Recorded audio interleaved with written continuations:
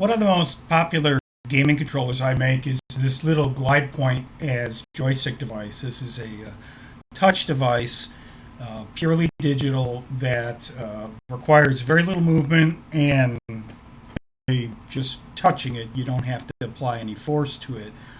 Very much like a laptop trackpad, except it's small, it's round, and it works with the Xbox adaptive controller. So it's really good for folks who have limited range of motion or strength. And it gives them the X, Y, and I could program this in a variety of ways. Well, what was the big drag with this one is all of those PlayStation 5 users out there who have the access controller, adaptive controller, but it doesn't have any sort of USB input. And this is a digital device, so it requires USB. So this has been a challenge. I've gotten people asking about that. Can I get a GlidePoint for the PS5AC? Answer has historically been no, but not anymore. So based on work that I've done with these digital potentiometers for other projects like the RC car, I have a way of using a microcontroller to send analog values. And that's where this new version of the GlidePoint is coming out. Now, this is specific for the PlayStation 5AC. It can be used with the Xbox, but honestly, if you're going to do the Xbox, get the smaller, lighter one. It's all the original is also going to be less expensive because it's a lot less work for me to make one of these than one of these. These are pretty complicated. So what you'll have on the back of these devices, you have the standard GlidePoint surface, which is the same size, 35 millimeters in diameter.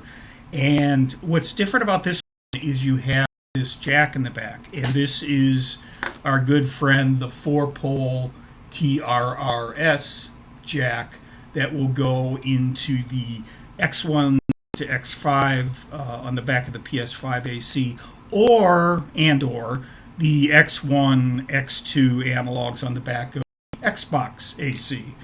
And then you have USB. Now, USB, this is still going to have to get into something because the microcontroller needs power.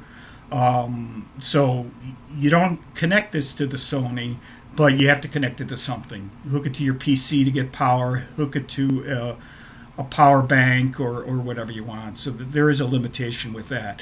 But the good news is the magic inside here takes the digital movements that it records from the GlidePoint and sends it out as a range of analog values. And like the remote control, it uses the same board so that you have two 10K potentiometers with 256 steps within each range. So we're going to get the X and the Y. Now, GlidePoints, as you know, are very, very high resolution.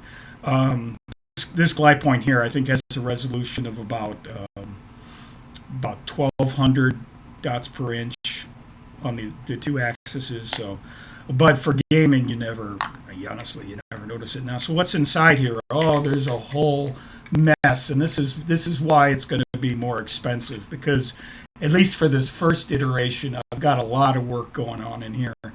I have the GlidePoint, which normally I'll do point-to-point soldering for this one. But for this one, I needed to have multiple devices on the same SPI bus. It's an interface bus. So I decided to go a little differently. I'm going with the ribbon cable connector, which is its own nightmare on its own.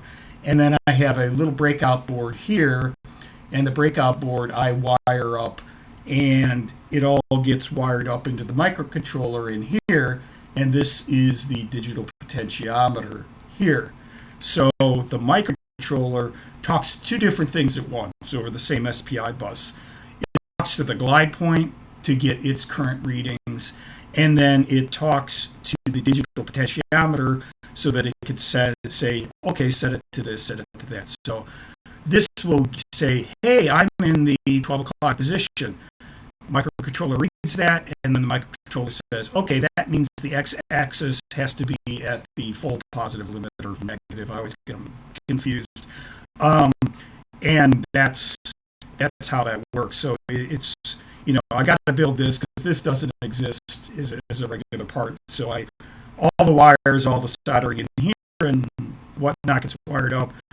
These get ganged up in here with multiple wires. So you can see for version 1, it's a little more complicated. Now, knowing that this works, and it does work, which is a nice thing, I can then consider putting some of these components on a printed circuit board if I can ever get it inexpensively done. That's a separate rant. But in that case, I could put the microcontroller, the TRS jack, the digital pod, and the breakout all on one board. It would save time and headaches and everything. And then it would bring the price of this down to closer, still more, but closer to my traditional GlidePoint. I haven't come up with a final price yet because I still have to go through my timings. But the good news is I do have several of these already built, and they work great. In fact, it's very interesting watching this because I could plug both of these into my Xbox adaptive controller, one through like X2 and the other one to the left USB jack, and you can see both sticks moving at the same time, completely in tandem. There's no lag that I've seen, at least. Which brings up an interesting point, is that I could do a find me, follow me sort of situation where one stick, one controller can control both left and right with some fancy logic. So think of it this way. You have a first-person shooter game or a game like that where you use your left stick for move and right stick for view. I can have it programmed so that as you're moving, it automatically moves the camera. Now, I know that some games will do this for you, but a lot of games won't. So it can automatically move the camera. And since I have control of the code that's running on here, I can have it maybe toggle. So you could have a joystick, for example, that you could have a toggle on it. So one way it does left stick, the other day it does right stick, all in one stick, which should help out folks who are one-handed in other situations. It's also real handy for those, like with SMA, who have very limited motion or strength, and allows them to better control things with fewer controllers. Let's use this technology to do something interesting, shall we? So that's what's coming up. This is going to be listed real soon. I've got a couple of them built out. I'm waiting for some parts to come in today, at which point I'll do the primary photography and get it listed. And I think this is going to be a lot of fun for you PlayStation 5 folks out there who need a touch joystick but haven't been able to get one. So exciting times. Thanks for watching.